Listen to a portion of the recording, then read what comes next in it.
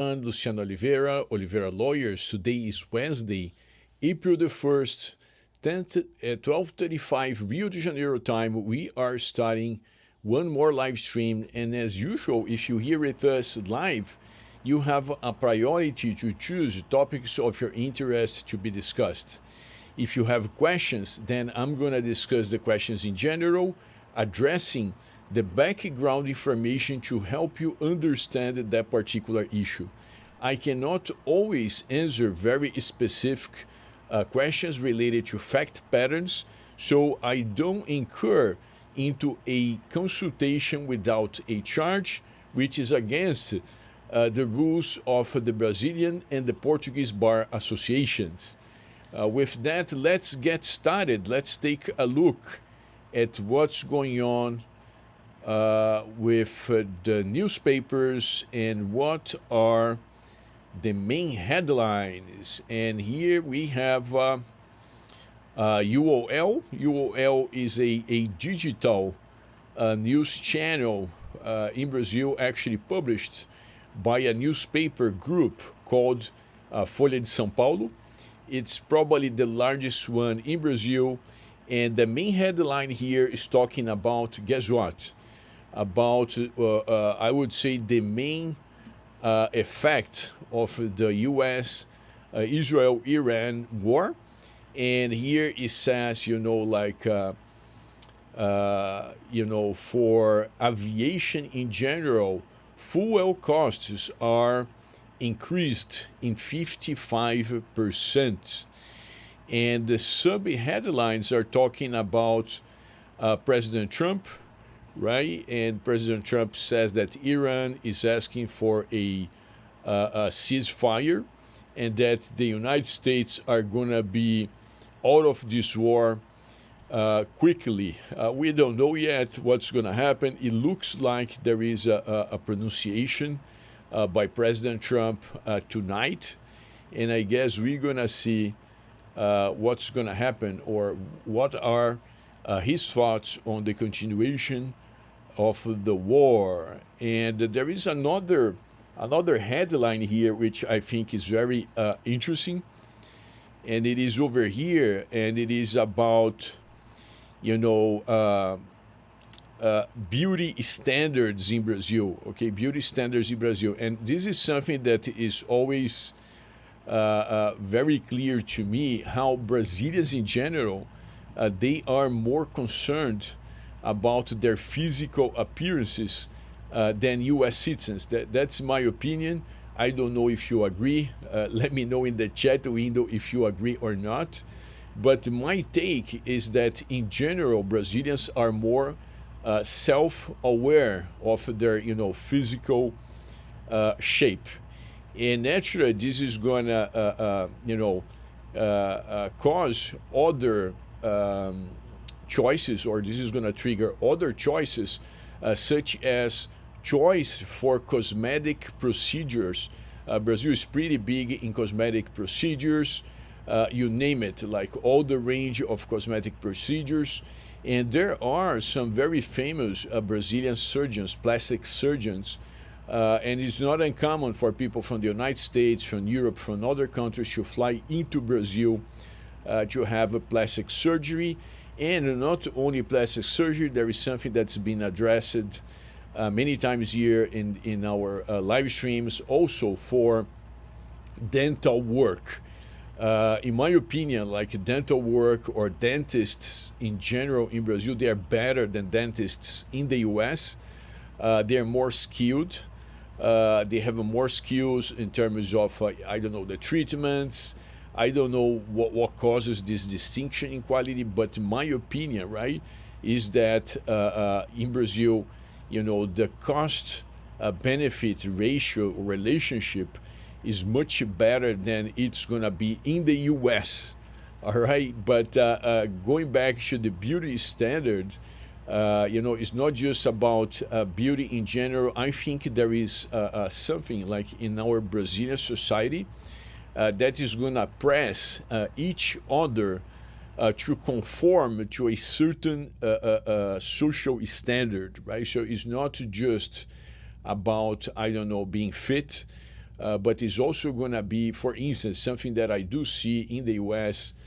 I did see more often, like in New York, for some reason, maybe just because of how stressful life is in like big cities than I typically saw in Texas or other, not so concentrated areas. But every now and then you're gonna realize someone doesn't take a shower often, right? You can clearly tell, well, this person hasn't taken a shower for days, and in Brazil the only occasion in which you're gonna see that is like when, unfortunately, you see someone in a homeless situation, and then naturally this person doesn't have access to all the conveniences we have, and then you may tell this person hasn't taken a shower for several days. But in the US, even like within society, meaning the person is not homeless, is not that unusual to find people who are not going to shower often. Okay, and in Brazil that's extremely rare, and there is also like this kind of a kind of costume in Brazil of multiple showers. And then yes, if you think it is too much, I would agree with you. I myself, I take one shower a day. That's my standard. But my mother-in-law, for instance, she takes 2 showers a day, and I think it is just too much, particularly when you are growing older. Excessive shower, hot shower, it's gonna damage like your skin, but it is something very typical to Brazil. And let me know if you ever heard about those things before. I'm interested in knowing like your opinion about what I just said. And we also gonna take a look at Remax. Remax Nomad States, our partner for real estate search and shortlist. So whenever you work with us, we have like the legal services to allow you to buy a property safely, to assist you with what we call A to Z. But we are not like realtors, right? So whenever you need like a referral for properties, you need a short list, guess what? We're gonna plug you in with Remax Nomad States, and they've been doing a very good job. They've been helping several of our clients find their ideal property. All right, let's take a look at the chat window and see who's here. We have Matt and Adrian. Good to see you here. Oi, Dr. Oliveira. Can your firm assist a client with opening a Brazilian bank account? Also, can a bank account be opened from the US, or do we need to be physically present in Brazil? Matt and Adrian, so there are 2 different types of bank accounts in Brazil. I mean, there are several different types of bank accounts in Brazil. But for the purpose of my answer to you, we're going to categorize it in 2 separate groups. Okay, there is the resident bank account, which is the, let's say, everyday bank account that we Brazilians use. And then there is the non-resident bank account that should be used by foreign citizens who are not legally residing in Brazil, as well as Brazilians living abroad who are not tax residents. Okay, so these are the 2 main categories. So let's assume if you and Adrian, if you are living abroad, if you're not in Brazil living legally, okay, whether or not you are a foreign citizen, you should be using the non-resident bank account. All right, and then for the non-resident bank account, there are some banks that are gonna allow you to open this bank account remotely.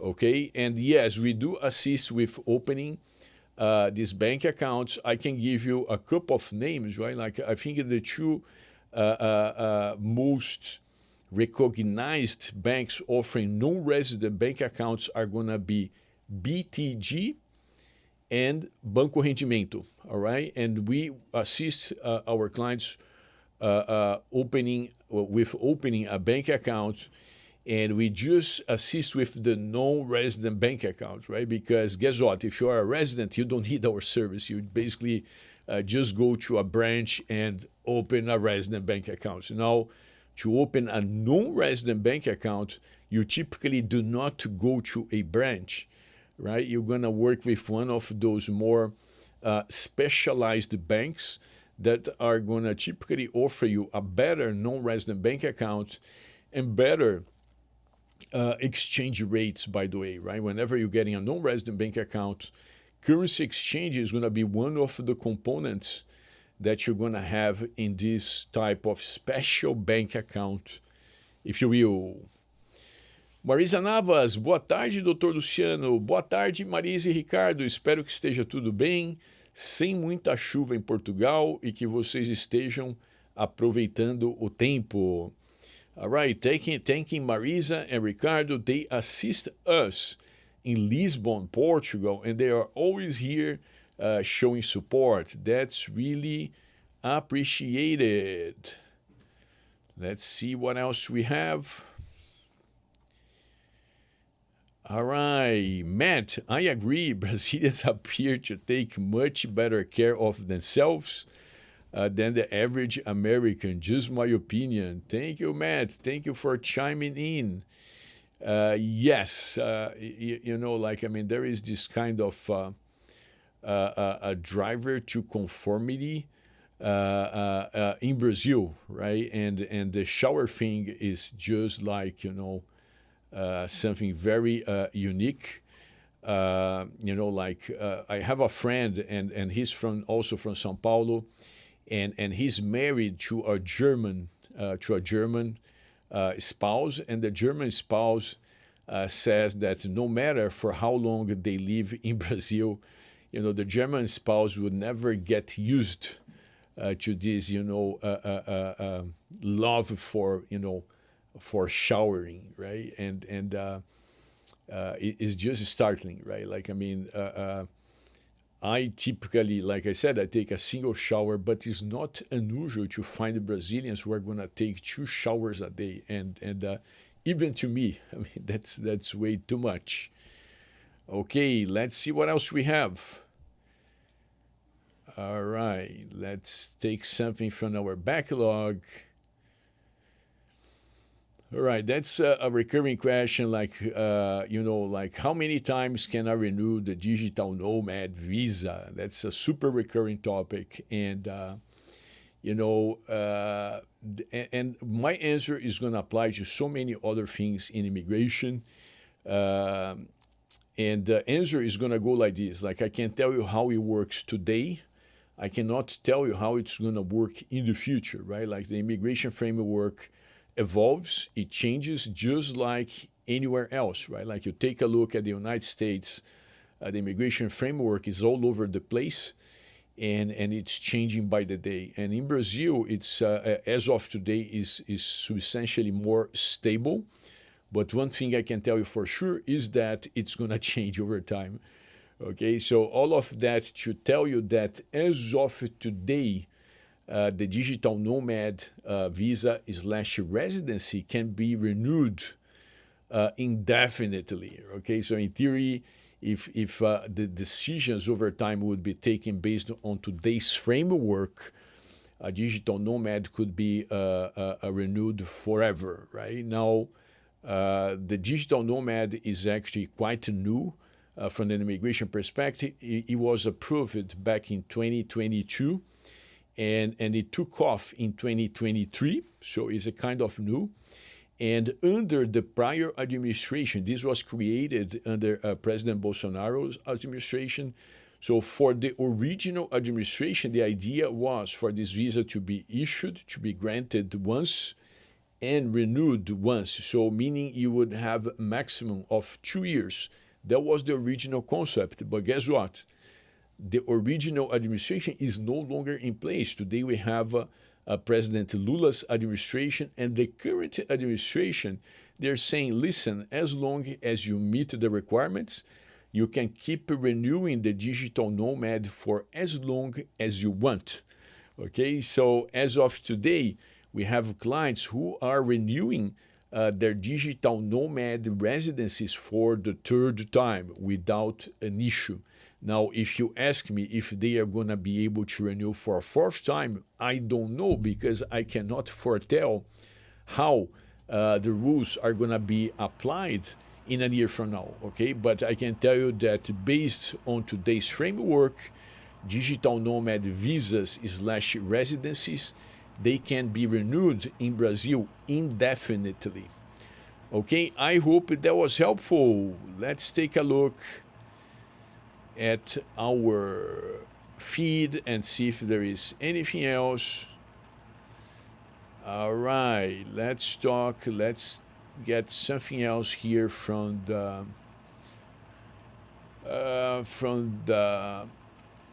backlog. Okay, that's about like neighborhoods. They're asking about neighborhoods in Rio de Janeiro. They're asking about walkable neighborhoods in the city of Rio de Janeiro. Yeah, that's an interesting question, and it is something commonly asked about, like when foreign citizens are moving into a Brazilian city, they want to know how walkable a certain area is. And for Rio de Janeiro, the most walkable area is going to be the south zone of Rio de Janeiro, the traditional Copacabana, Leblon, and Ipanema, right? So it is very walkable, like Copacabana, as walkable as Ipanema or Leblon. The three neighborhoods, they have a really high walkability score, okay? Other neighborhoods that are being discovered by foreign citizens, particularly U.S. citizens in Rio, are going to be Botafogo, Flamengo. There is also Gloria, right? If we're not talking about beach neighborhoods, more like, inner city, there is a major one, very famous with foreign citizens, which is Santa Teresa. Santa Teresa, also a very high walkability index. It's closer to downtown, it's closer to Santos Dumont. Really good neighborhood for you to pick. All right, so this is about, that's it about walkability in Rio. If you have follow-up questions, let me know and we can discuss more. Let's see what else we have here in our backlog. All right, we have this one about that's about the Brazil real estate investor visa. And the question goes like this. Like when I was younger, I had some issues, and these issues they're showing on my FBI background check. Will they preclude me from securing the Brazil real estate investor visa? Okay, so listen, I'm familiar with the United States reality. In the United States, like police is always very active, and even for minor infractions, you typically get arrested and booked, and this is going to show on your FBI background check. But for Brazil, Brazil tends to minimize issues that you have on your background check as long as they are older and as long as they are minor. Okay, so these are the two factors that are going to reduce the chances of trouble in your immigration process if you have stuff showing up on your background check, meaning criminal records, right? And let's say if you have a DUI, 10 years old, probably not a problem. If you had, I don't know, like you got into a bar fight 10 years ago, potentially not a problem. Okay, now when you have some very serious stuff, then even if it is older, then it may be harmful to your application. Traditionally, two things that are gonna cause a lot of trouble for any applicants are gonna be sex crimes, okay, and crimes against minors, right? If you have that on your background check, then yes, it may be the case that your application is going to be similar to like an uphill battle. Okay, it doesn't mean it's going to be impossible, but it means that you're going to go through extreme scrutiny. Like sex crimes, it is something that traditionally is going to get you into an international list, and Brazil is going to typically check that list during the immigration consideration. Okay, so if you are on any of those watch lists from the United States, in this case, most probably you're going to be denied any type of immigration benefits in Brazil, even the tourist visa. All right, so that's how it works in general, and I hope that was helpful. We can discuss more if you have follow-up questions. General Principal, boa tarde, senhor Oliveira e amigos. Boa tarde, General Principal.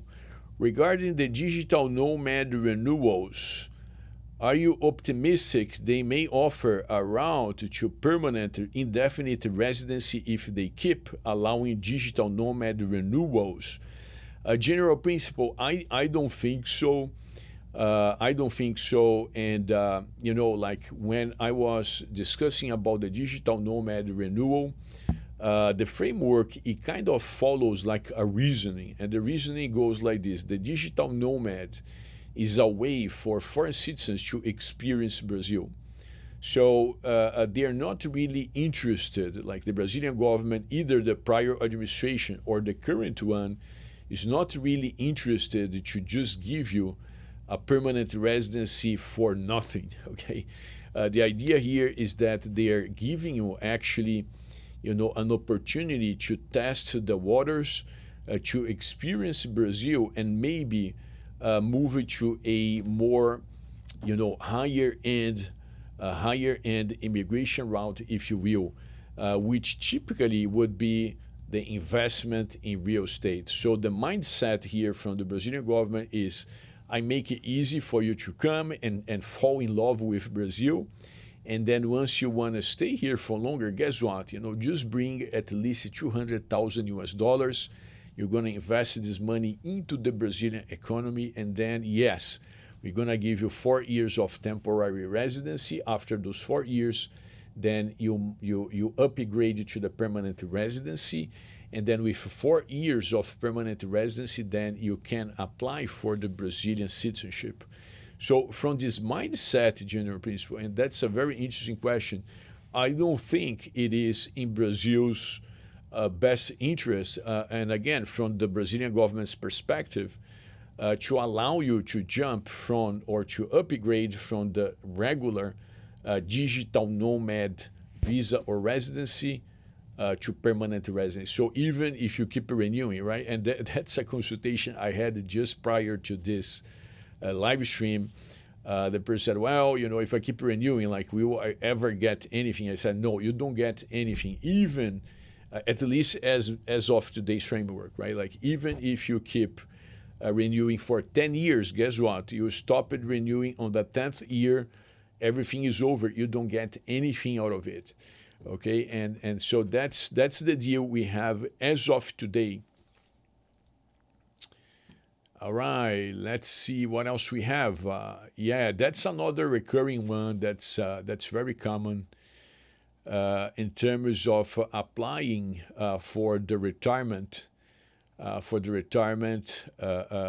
Brazil retirement visa, either in the U.S. or in Brazil, and I would say, like typically the switch for me is going to be whether you have health insurance with coverage in Brazil as of today. Okay, so if you want to apply for the Brazil retirement visa and you do have health insurance with coverage in Brazil, typically applying in the United States is going to make more sense. And why does it make more sense? It's going to make more sense because you're going to need to apostille less documents, right? That's the first upside, the first advantage. The second one is that you may get 2 years of residency instead of 1 year. Nowadays in Brazil, Brazil is trying to standardize the initial residency term as 1 year. So many of our Brazil retirement clients, they are getting 1 year in Brazil. And through the consulates, they are still issuing mostly 2 year visas, right? So if you get just 1 year in Brazil, guess what? With just a few months after securing your residency card, you're going to need to worry about what? Renewing again.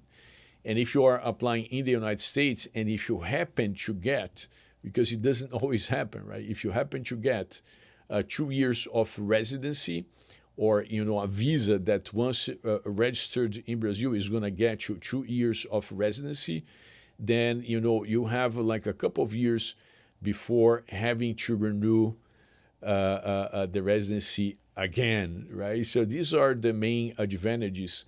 Now, many people are going to say, well, I don't have it, but can't I just buy health insurance and then I'm good? And then my explanation is that I typically do not recommend, because if you are not a resident in Brazil, you're not going to be able to buy the same health insurance that I have, that we Brazilians have. The health insurance that we have, they are affordable, and they are actually accepted by the health service providers. Now, if you buy a health insurance that is available to non-residents, to foreign citizens, typically this is going to be what we like to call over here for gringo insurance.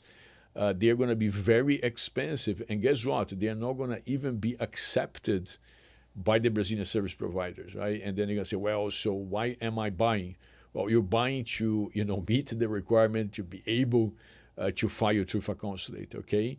Now, even if it's not accepted by the Brazilian health service providers, hopefully you're going to be able to get a refund once you pay directly to the health insurance providers, right? So whenever you are in this situation, our typical recommendation is going to be, listen, instead of buying this type of crappy health insurance, guess what? Apply in Brazil, and then once in Brazil, once you get your resident card, yes, of course you should secure health insurance, but then you're going to be paying like regular rates, and you're going to be getting a health insurance that is typically accepted by the service providers, right? So this is more or less the dynamic, when you are trying to figure out if you're going to apply for the Brazil retirement visa, whether abroad, it could be in the United States, Europe, elsewhere, or if you're going to apply after entering Brazil physically. Okay, let's see what else we have. All right. Nothing in the chat window. Let me know if the chat is working fine. My friends, I want to make sure that it's not freezing. Sometimes in the past, you would freeze and I would be talking by myself. So just ping me if you can hear me, if everything is working as it should. Let's take a look at the backlog. All right, this is an interesting one. Do you think that investing in Brazil real estate is a good financial decision or not? All right, so my take on it is that if you are in the United States, you probably have a better access, or you have access to better financial opportunities, particularly when you take into consideration all the friction that you have when you're gonna, bring your money from abroad. There is some friction, there is some level of loss after you buy the property. So you're gonna, face, closing costs. You're gonna have the attorney costs, and let's say if you sell this property down the line, again, you're gonna have losses at the moment of selling, and you're gonna have additional losses when repatriating the money back to your country of origin. As of today, just in taxes, you're going to have 3% when you try to repatriate this money back to your country of origin. So when you factor in all of those things, it makes it difficult for this real estate to perform as well as people or realtors in general would try to tell you, right? And when you are in Rio de Janeiro, like it could be Santa Catarina, the Northeast, Rio Grande do Sul, whenever you are checking out new developments, realtors, they typically tell you that you're going to enjoy a 15% return over investment. In our experience, the reality is something closer to 5 to 7%. And when you consider the friction of entering Brazil with your money and buying the property, and then after selling to take this money back to your country, it just doesn't make much sense from a purely financial perspective. Now, guess what? Life is not just about financial decisions, right? It's about living our lives. And from this perspective, there are plenty of clients who are absolutely, justify buying a property in Brazil. Their circumstances are going to justify buying a property in Brazil. And what are those circumstances? Listen, they have a Brazilian, partner. They may have some, like emotional connection to the country. Many people, like, through either real estate investor visa, Brazil retirement visa, they are coming to Brazil because they think that's where they, live their happiest moments. Okay, so bottom line here is that, in my opinion, if you have any personal connection to Brazil, yes, if you have a personal connection, maybe financials are not what you would like them to be, but at the end of the day, it does make sense. Now, if you're gonna invest in Brazil purely for financial reasons, then I don't think it makes much sense. All right, that's my take on it. All right, let's see what else we have. We have Matt. Matt is asking, when your client goes to their consulate, example Chicago, to apply for the retirement visa, what is the process? What happens there? What questions do they ask? Matt, so I don't know the process in details per consulate. I can tell you the general journey that is typical for the consulates in the United States, right? So I'm unable to tell you, how you work specifically for Chicago, for Atlanta, San Francisco, Los Angeles, New York, and so on. So, but the two main approaches that the Brazilian consulates have in the United States are going to be an application package by mail, right? And you get started on the website. There's going to be a form. There's going to be a bunch of things you need to do. Once you have your paperwork completed, you're going to mail the paperwork to the Brazilian consulate, and then they are going to review and then decide if they want to have an interview with you or not. So let's say if your paperwork is outstanding, if everything matches, everything looks good, there are no questions, they're typically going to approve your package without an interview. Okay, if they have issues, if it is like a close call application, they may schedule an interview to go over with you on the application details, right? Other consulates, right, this is the more general approach we see happening in the United States. Some other consulates, they are going to have the interview as a common step for every application, meaning that even if you have a great application, they don't care. They still want to make you go to the consulate for an interview. Okay, that's more or less the process. After you are approved, they are going to stamp the visa on your passport, and then after you have this visa stamped, you're going to enter Brazil with this visa. And then in Brazil, you still need to register with the Brazilian Federal Police, which is another stage, and it's very time consuming. There is a need for an application. It's almost like a second stage of your application for the Brazil retirement visa. Okay, but that's when you actually get in line to receive the resident card, right? Like the resident card is different from the visa. Visa goes on your passport, and the residency is a card. Once you get to the card, the visa actually expires. The visa, let me see if I can explain this way. The visa is almost like a caterpillar, and the residency is like the butterfly, right? So once you use the visa to get the residency, the visa is going to die off, and the real thing you're getting is the residency in Brazil. All right, questions. What questions would they ask? Yeah, basic question, Matt. They're not going to ask you for, really detailed stuff. They're going to ask, listen, do you have, did you commit a crime in the past? Like, I mean, they're looking at your records, and maybe they see something they want you to explain. They can also ask you about your retirement income. All right, like, are you retired? Yes, I'm retired. Do you get the money from the Social Security? Yes, I get money from the Social Security. Are you receiving this money for at least 3 months? So these kind of questions is not going to be something trickier, Matt. All right, so I wouldn't be concerned. And actually, chances are, I think that for most applicants, they are not going to even have an interview.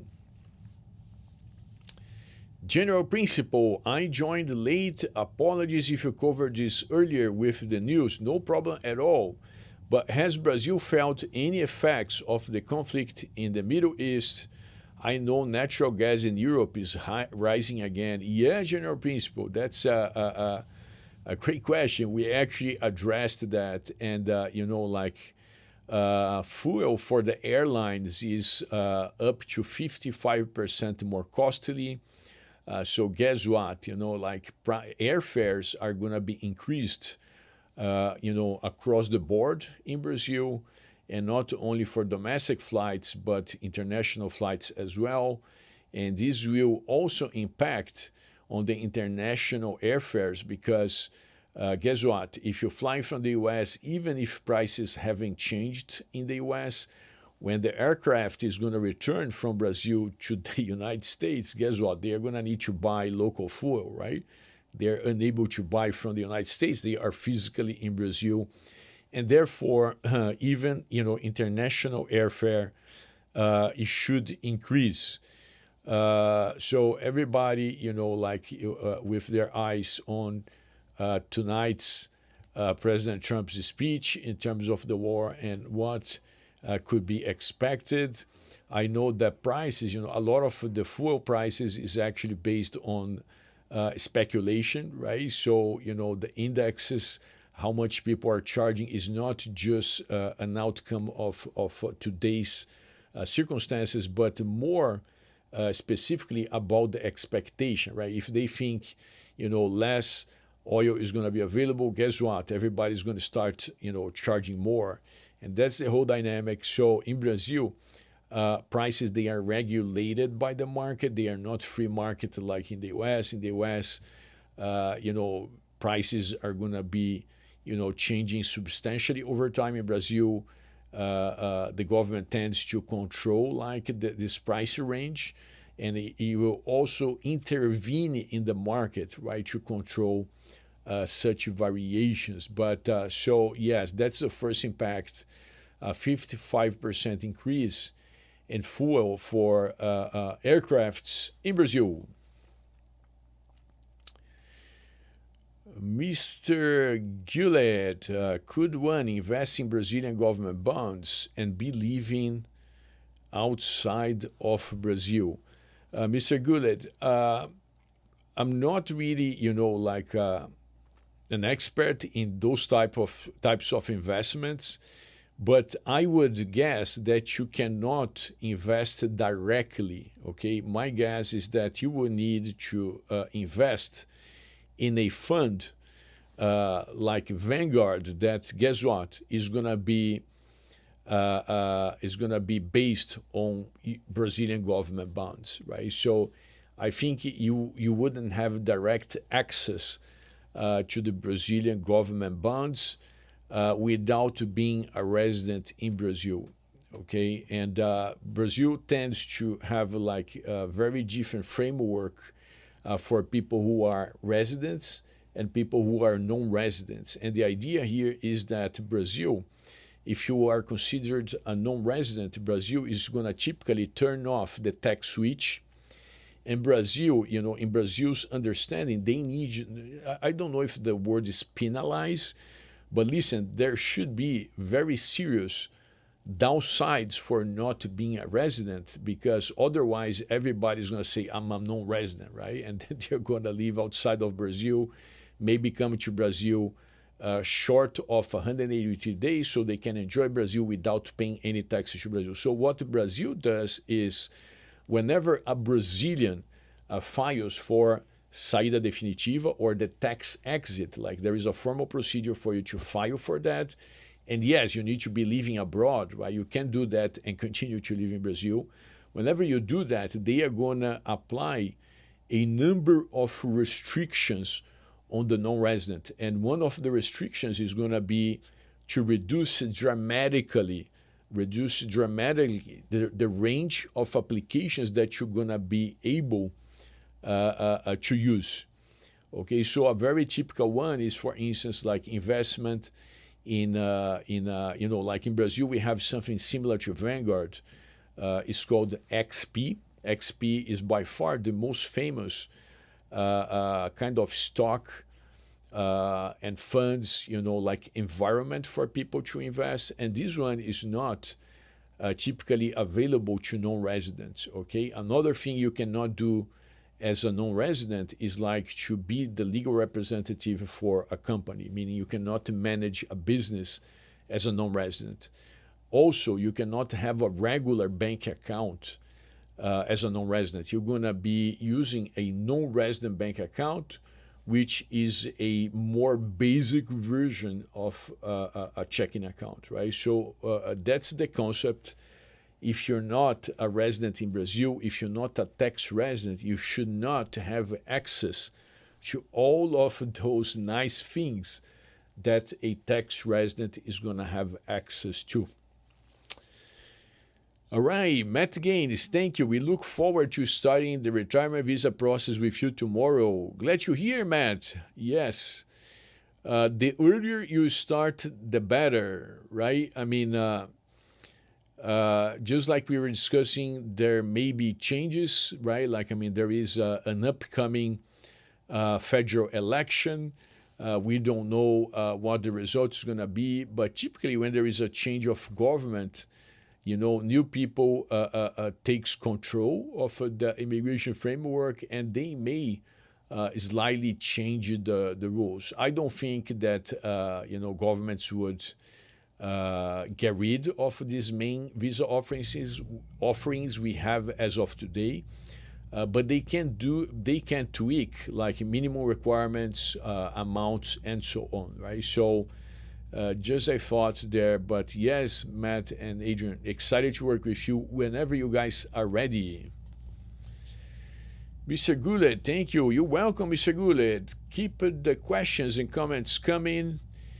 Let me see if we have anything else from our backlog. Yes, I mean that's that's a long one. I'm gonna try to rephrase this question, but it goes like this, right? Like the person has an option between the real estate investor visa and the marriage-based residency, right? Like the marriage route is typically the highest level route we have in our framework, but it comes with a major downside, right? Like, I mean, whenever you secure residency through marriage, you're gonna trigger tax residency right off the bat. Okay, so Brazil has different triggers to get you or to make you become, and of course it's not optional, right? Like those triggers are gonna make you become, whether you like or not, a Brazilian tax resident. And the two main ones are gonna be, exceeding 183 days in Brazil, in any given 365 days. So we're not just talking about calendar year, we're talking about a moving bracket trying to catch you. And then there is a second trigger, which is becoming a permanent resident in Brazil. So many people, they say, listen, I want to have a flexibility to come and go as I please, but I don't want to become a tax resident, at least right now. Okay, maybe in the future, but not right now.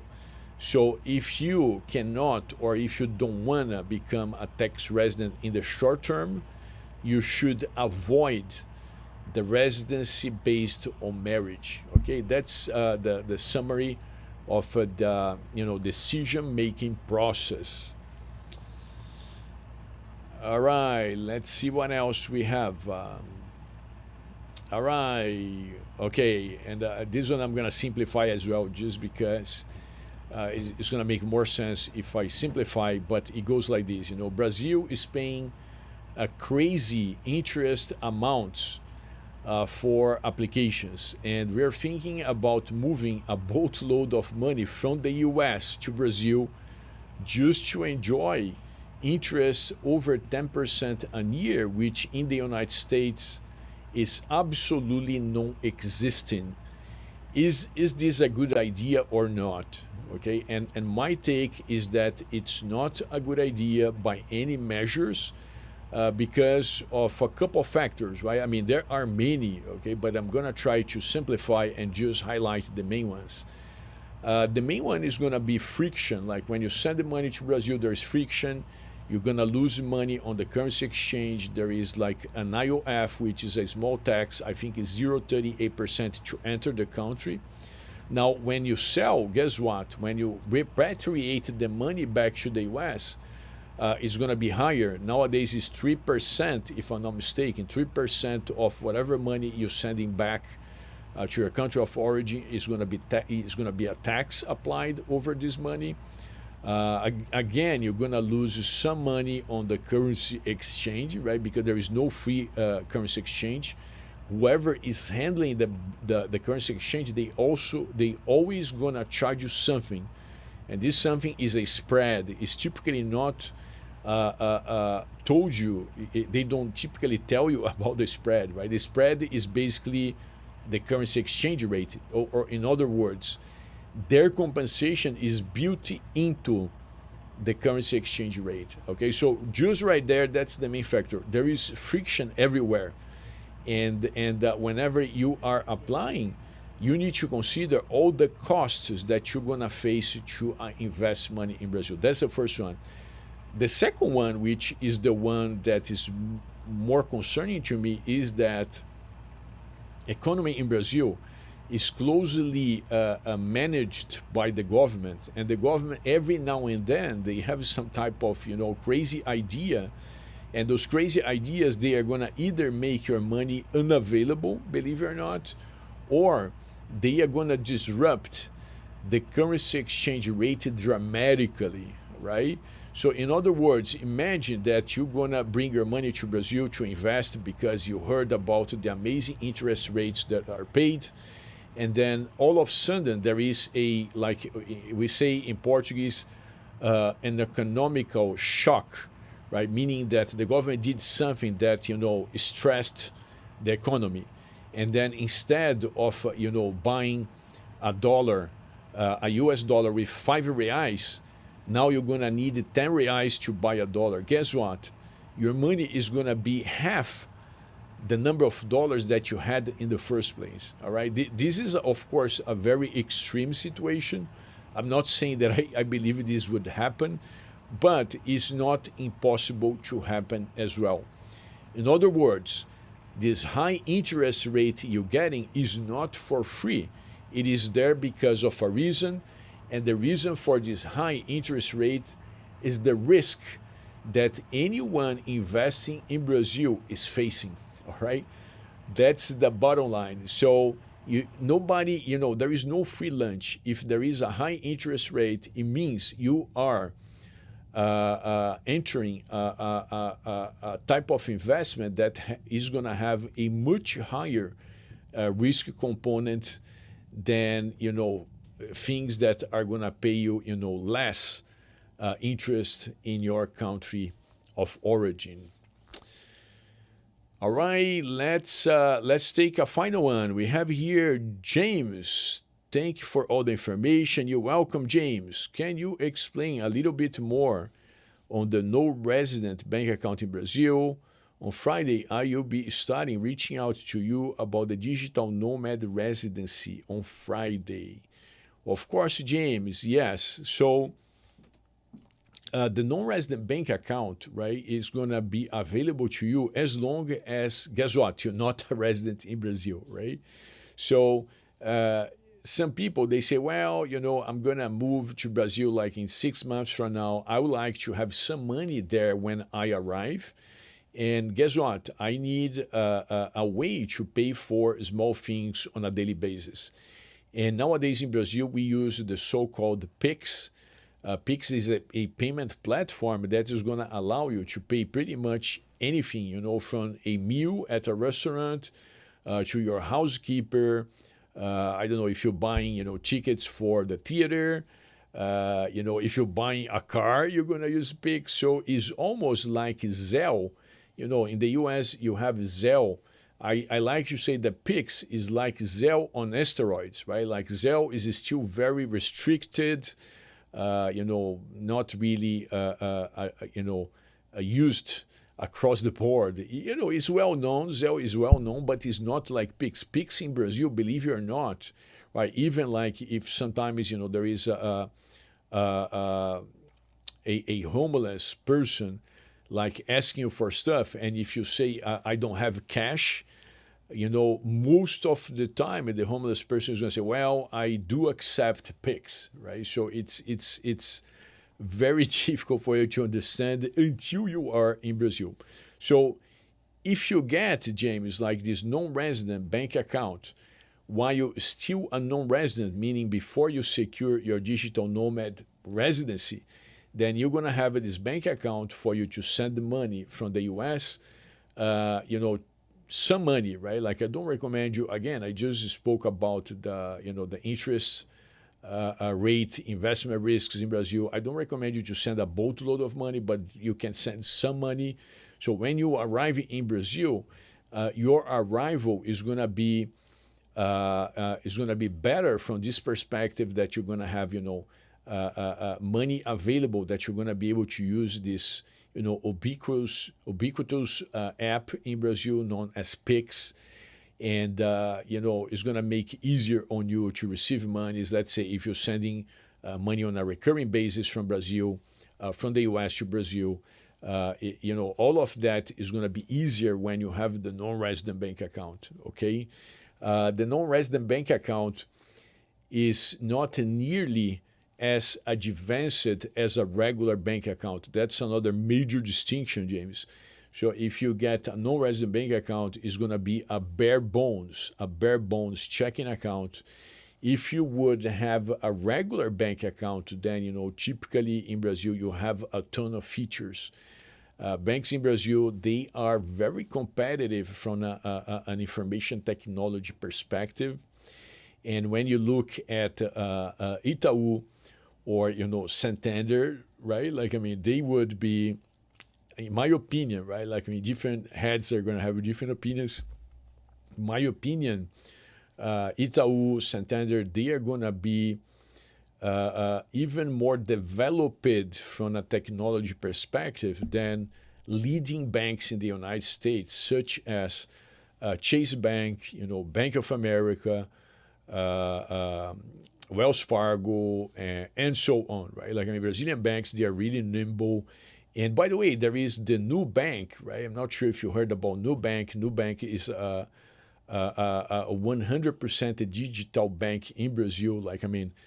They have such a level of success that they are now launching the same bank structure in the United States, right? So there is a Brazilian bank, a Brazilian-born bank, because now they're more like international, and they are entering the U.S. markets, and with high chances of success because their app is just extremely easy to use, extremely friendly.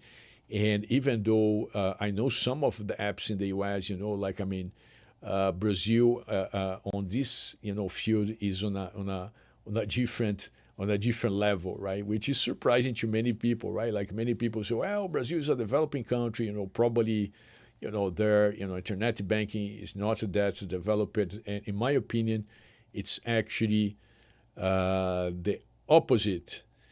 All right, guys. So that's gonna be it for today.